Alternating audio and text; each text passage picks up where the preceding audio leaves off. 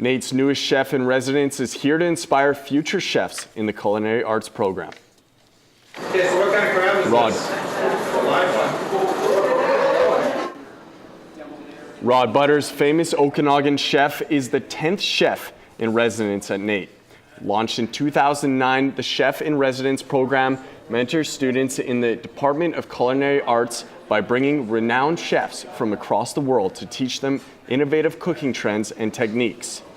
Butters, who just released his first cookbook, focused on home cooking and spoke to students about the importance of supporting local cuisine.